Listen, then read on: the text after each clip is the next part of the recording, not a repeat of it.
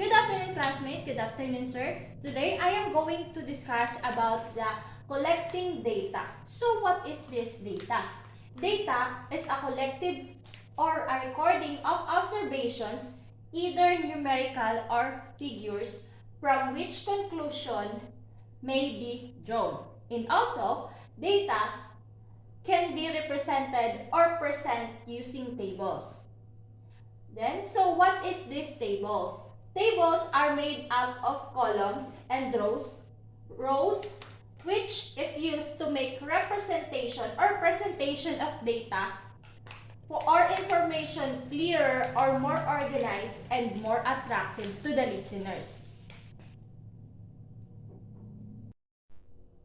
Okay, so I have here an example of tables. This is an example of table of students who are enrolled in Lahong Elementary School from grade 1 to grade 6, school year 2021.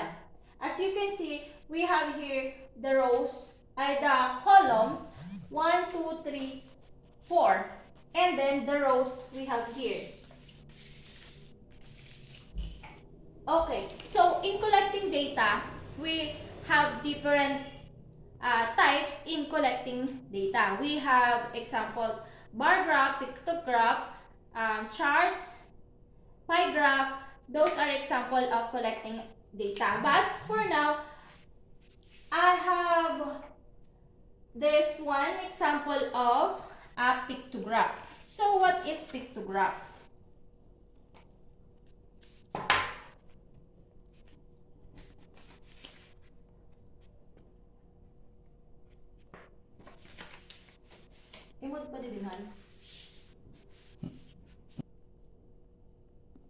So, okay, here's the example, here's the meaning of the pictograph. In collecting data, pictograph is also known as pictogram, which pictorial representation of data using images, icons, or symbols. So, that's the pictograph. We can use images, icons, or symbols for identifying it. So, I have here the examples. Also, we have the table, and by representing the number of students being enrolled in Lahong Elementary Schools, here we are, the grade level from 1, 2, 3, 4, 5, 6. And we have here the boys. I used a picture of a young boy to identify how many students being enrolled in grade 1, grade 2, grade 3, and grade 4, grade 5, grade 6.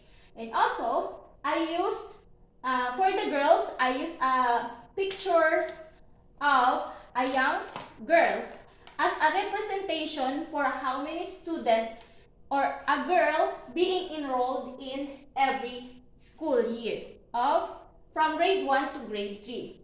So, our next example is all about a bar graph.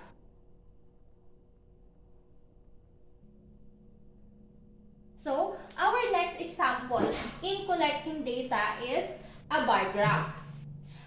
A bar graph is a chart or a graph that represents categorical data with rectangular bars with heights or lengths, or are proportional to the values that they represent.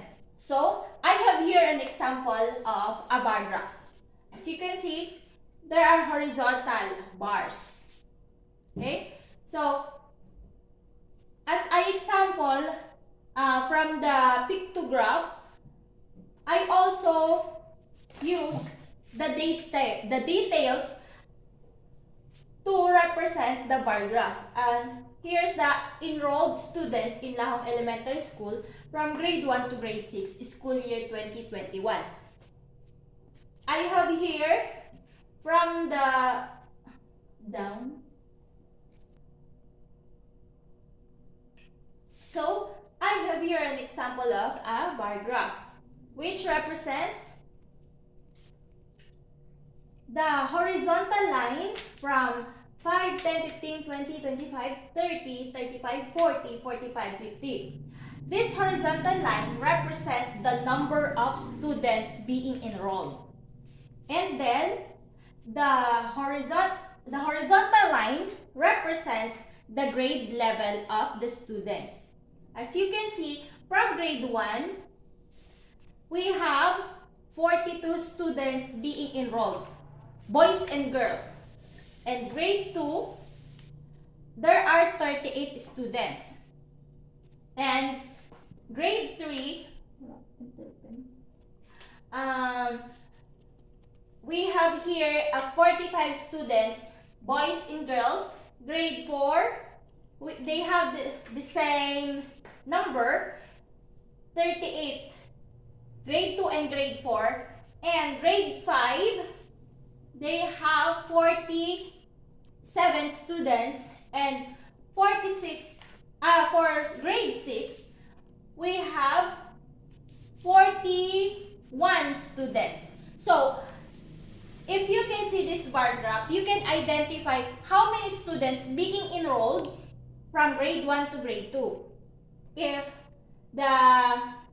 by using the bar graph, you can identify if in the next year level, if there are students being dropped or can have been transferred, the number of the student can be decreased or increased. So, I hope you understand about our topic by collecting ideas.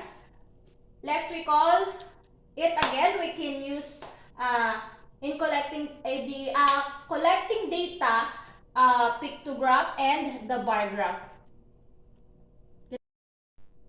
So that's all my topic about collecting data, and I hope you understand some details or you really understand about collecting data. And once again, I am Chrislyn Vizchada. Good afternoon. Keep safe, everyone.